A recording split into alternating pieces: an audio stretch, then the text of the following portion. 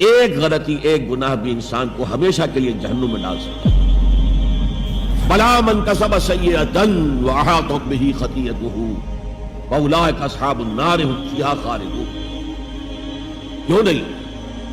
کسی نے جان بوجھ کر ایک بڑا گناہ کمایا، چھوٹے چھوٹے گناہ جو ہے گناہ صغیرہ وہ تو خود بخود بھی دھلتے رہتے ہیں، اللہ کی رحمت سے صاف ہوتے رہتے ہیں، لیکن کسی نے کبیرہ گناہ کمایا، جان بوجھ کر کیا اور پھر اس پر ڈیرے ڈال دیے اور وہ گناہ اس کے گرد گھیرا کر بیٹھا، احاطت بہ خطیئتہ فاولئک اصحاب النار هم فیہا خالدون، تو وہ ہے جہنمی اور اس میں ہمیشہ رہنے والا۔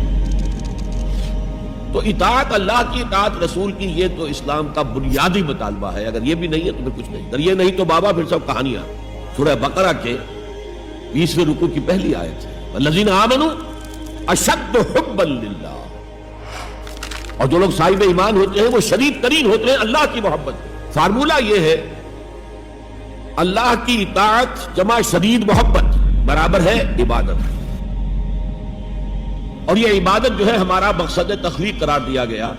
سورہ ذاریات کی یہ آیت آپ میں حضرات کے علم میں ہوگی، وما خلقت الجن والانس الا لیعبدون، میں نے جنوں اور انسانوں کو نہیں پیدا کیا مگر صرف اپنی عبادت کے لیے۔ یہ ہمارا مقصد تخلیق ہے۔ اس میں سے اطاعت والے حصے کی صحیح ترجمانی کی شیخ سعدی رحمۃ اللہ علیہ نے، زندگی آمد برائے بندگی، زندگی تو آئی ہے اطاعت کے لیے، بندگی کے لیے، غلامی کے لیے، عبدیت کے لیے۔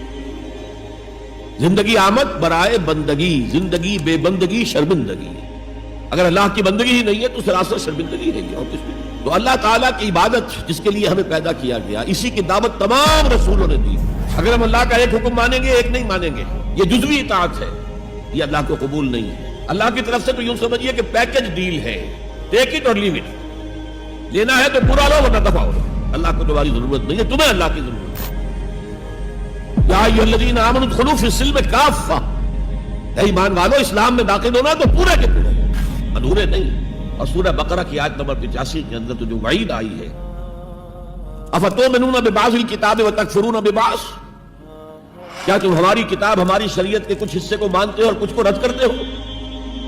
فما جزاء من یفعل ذلک منکم، تو جو کوئی بھی تم میں سے یہ روش اختیار کریں گے ان کی کوئی سزا اس کے سوا نہیں ہے، کان کھول کر سنیے، ان کی کوئی سزا اس کے سوا نہیں ہے کہ دنیا میں ذلیل و خوار کر دیے جائیں اور قیامت کے دن یردون الی اشد العذاب، شدید ترین عذاب میں جھونک دیے جائیں۔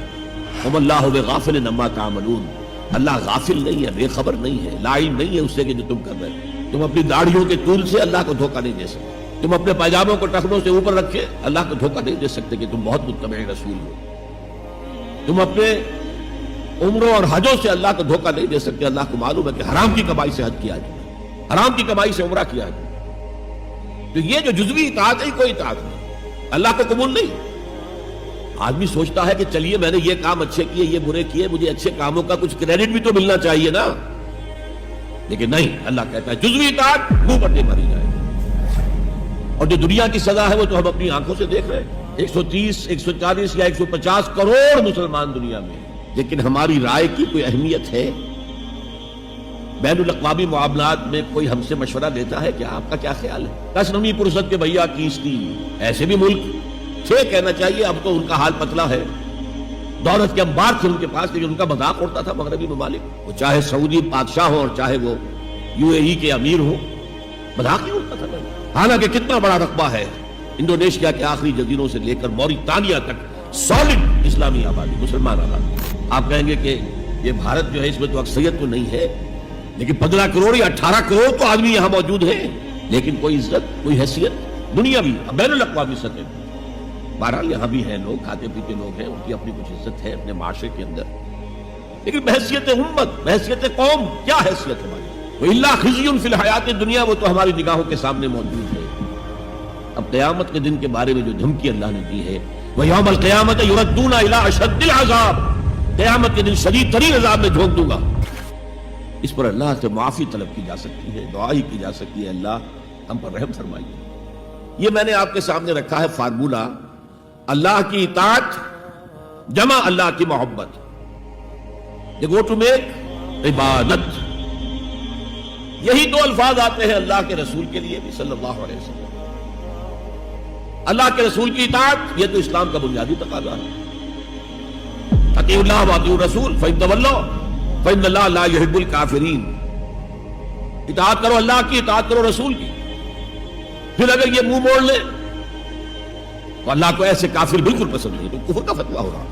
لیکن اللہ کے رسول کی اطاعت کے ساتھ محبت کو جمع کیجئے. حضور نے فرمایا لا یؤمن احدکم حتی اکون احب الیہ من والدہ وولدہ والناس اجمعین. تم میں سے کوئی شخص مومن ہو ہی نہیں سکتا جب تک کہ میں اسے محبوب تر نہ ہو جاؤں اپنے باپ سے، اپنے بیٹے سے اور تمام انسانوں سے. تو اللہ کے رسول کی اطاعت جمع اس کی محبت. اس محبت کے ضمن میں ایک واقعہ یاد آیا جس سے اندازہ ہوگا کہ کس قدر اپنائیت تھی، کتنا قرب تھا حضور کے اور حضرت عمر فاروق رضی اللہ تعالیٰ عنہ کے مابین. ایک مرتبہ حضور دریافت کرتے ہیں حضرت عمر سے، عمر تمہیں مجھ سے کتنی محبت ہے؟